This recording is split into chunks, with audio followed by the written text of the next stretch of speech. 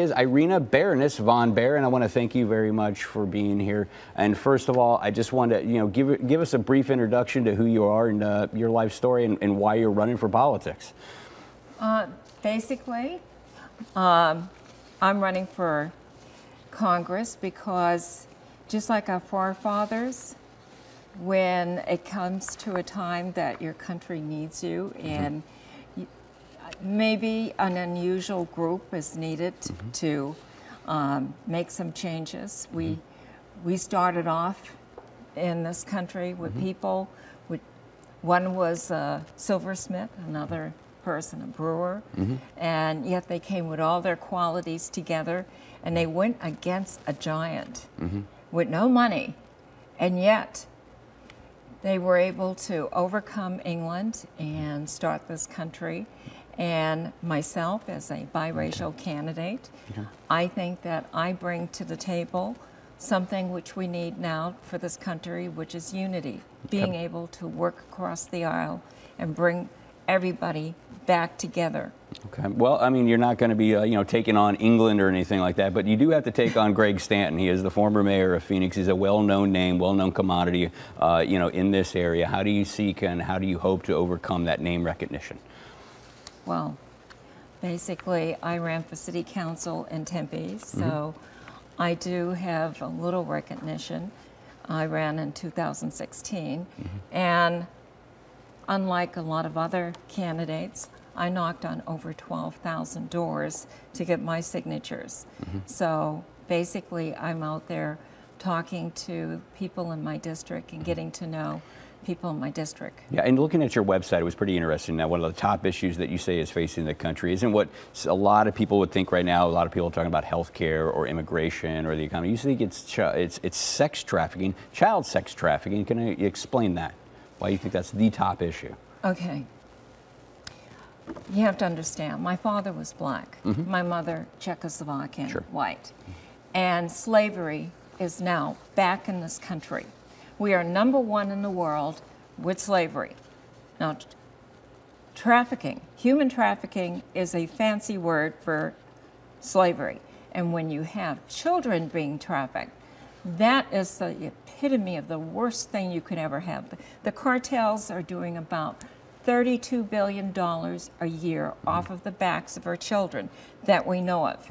And this is huge. Nobody's talking about this. I've been dealing with this a few years, and I want to put an end to this. Okay. And there is another issue involving children. Those are children being separated, migrant children being separated at the border. Yes. Do you support this policy? This is a policy being pursued by the president, a Republican, the leader of your party. Okay. Basically, let's be quite frank and honest. This policy was not originally Trump's policy. And as a woman and as somebody fighting for children, I do not agree that we separate children from families. I mean, come on, this is a bit absurd, and they are not in cages either. So what we need to do is... What do you mean they're not in cages? Well, and they're pointing out as if they're in little cages. And, children are not in little cages, but children need to be with their parents. We shouldn't be separating children from our parents. Okay. So I mean, this is the whole thing. We need to start working on better immigration policies and better policies dealing with kids. So do you realize how many children are brought across the border and some are abandoned? I mean, this is horrendous. Yeah. Are you calling on the president then, or would you call on the president if you were elected then to end this policy? Yes.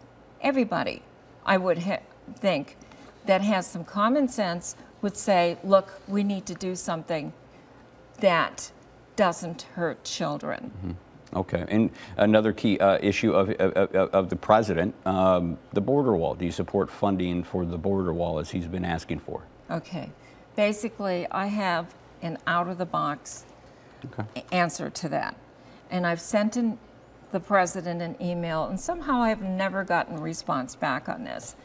I think the easiest way of getting the wall put up and additional drones and whatever we need horses, men, endless. And we're not just talking about one border. We're talking about, we have more than one border. We have also Canada.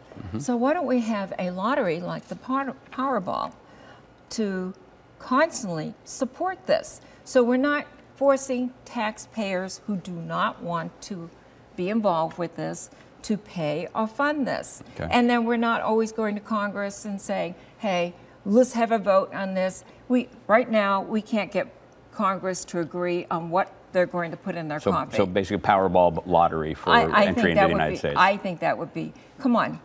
He was in the business of putting in casinos. Okay. Why doesn't he look at this? I've talked to some of the lottery groups, and they said it's feasible. Sure.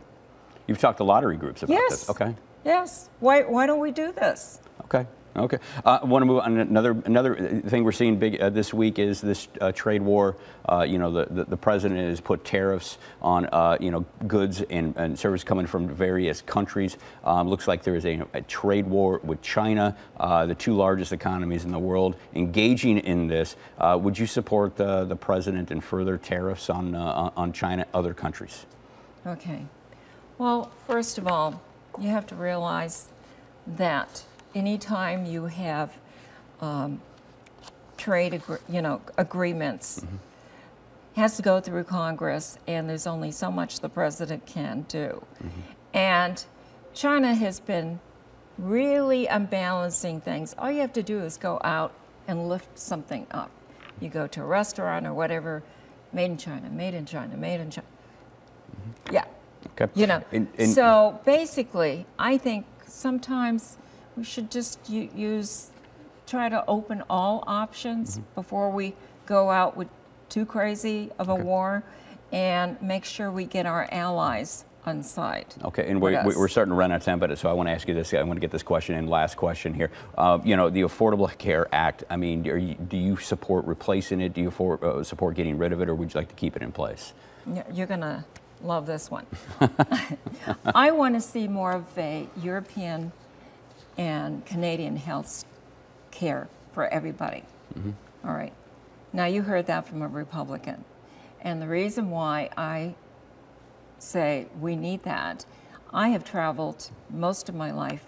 I was 30 years a flight attendant. I've traveled abroad, and I know it works. They say it doesn't. That's lies. We need to also regulate the pharmaceutical companies. When I knock on doors and people cannot afford their insulin, that's horrendous. We need a healthcare system that works for everybody, that's affordable. Small businesses, if they have 40 employees or less, are paying anywhere from $1,500 to $3,500 a month for premiums. That puts them out of business. That is bad for this country.